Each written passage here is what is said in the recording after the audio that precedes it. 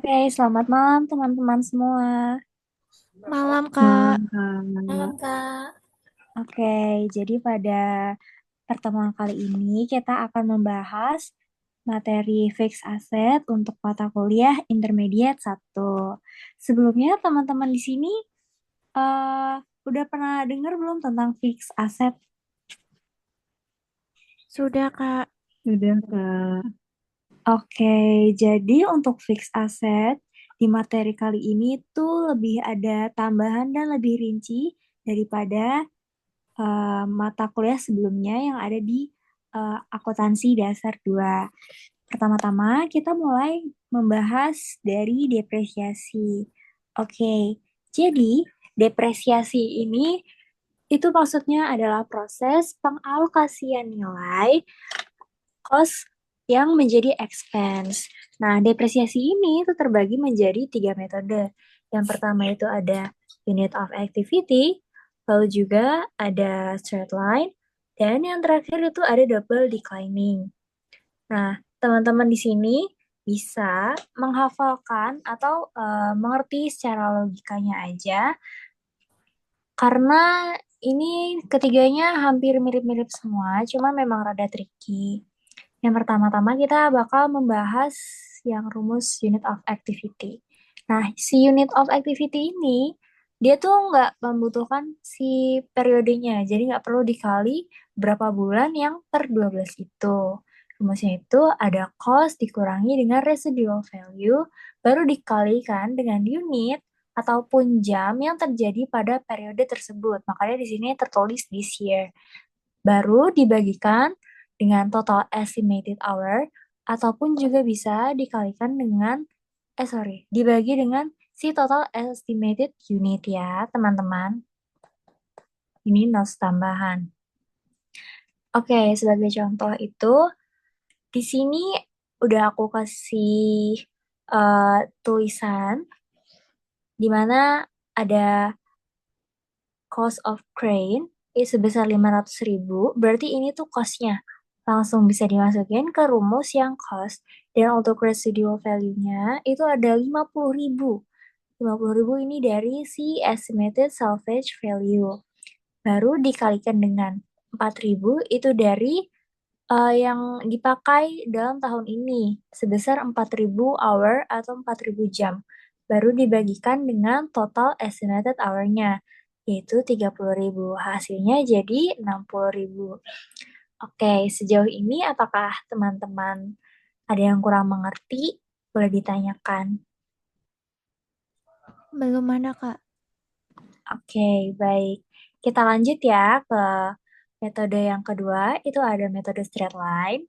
Nah, straight line ini rumusnya yang paling simpel teman-teman, dan ini paling sering muncul juga untuk di latihan soal maupun di ujian. Rumusnya itu hanya cost dikurangi residual value ataupun nilai manfaatnya, baru dibagikan dengan useful life. Nah, untuk straight line ini, aku ada notes khusus nih buat teman-teman. Si straight line ini dia butuh dikalikan dengan periode. Misal eh, dia tuh tidak full untuk 1 tahun. Jadi misalkan 3 bulan, si X ini diganti dengan angka 3 per 12. 12 itu untuk menggambarkan 1 tahun. Sebagai contoh dengan soal yang sama seperti tadi, itu 500.000 sebagai cost dikurangi dengan residual value-nya 50.000 baru dibagi 5, hasilnya 90.000. Oke, untuk straight line, aku anggap ini paling mudah. Jadi kita langsung ke double declining yang lumayan sulit, tapi tidak apa. Kita pasti bisa mengerti dengan mudah karena di mana? Karena kita ikut tutor di EduGrow. Oke, Yeay. masih di double declining ini, kalau misalkan di soal ada keterangan nilai sisa, ini kita hiraukan saja karena di double declining kita nggak pakai nilai sisa, teman-teman.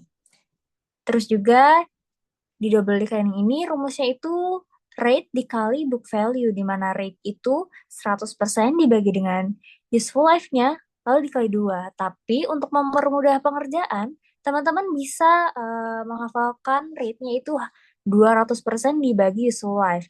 Tapi nanti endingnya tetap harus menjadi persen ya, teman-teman. Seperti nanti ada di soal. Baru book value itu cost dikurangin accumulated depreciation. Untuk tahun pertama, itu pasti nol ya, teman-teman, si accumulated depreciation-nya. Dan untuk tahun berikutnya, itu accumulated depreciation-nya itu dikurangi dari hasil perhitungan double declining tahun sebelumnya. Sebagai contoh, di sini itu kita harus mencari rate-nya terlebih dahulu. Karena tadi di soal itu estimated useful life-nya 5%, 5 tahun, maaf, itu berarti 200% dibagi dengan 5. Hasilnya itu 40%. Ini kita masukkan ke tiap tahunnya. Misalkan itu tahun pertama udah pasti nol ya accumulated depreciation-nya. Kemudian dari si cost-nya ini kita kurangin sama si accumulated-nya. Baru kita kalikan dengan 40%. Hasilnya 200.000. Nah, gimana sih cara ngitung tahun kedua? Cara menghitung tahun kedua itu 40% rate-nya yang tadi telah kita hitung, itu kita kalikan dengan cost dikurangin accumulated depreciation di tahun sebelumnya. Nah, 200.000 ini tuh dari tahun sebelumnya. Jadi 500.000 dikurang 200.000 itu kan 300.000. Baru dikalikan dengan 40%. Hasilnya itu 120.000. Bagaimana dengan menghitung tahun ketiga? Nah, untuk menghitung tahun ketiga itu rate-nya tetap sama 40%.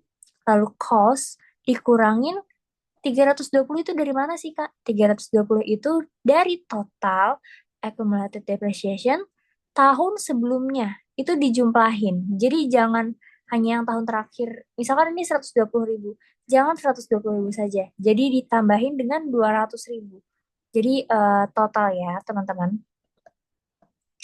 Oke. Setelah ketemu hasilnya, nanti tinggal ditotalin aja seperti normalnya.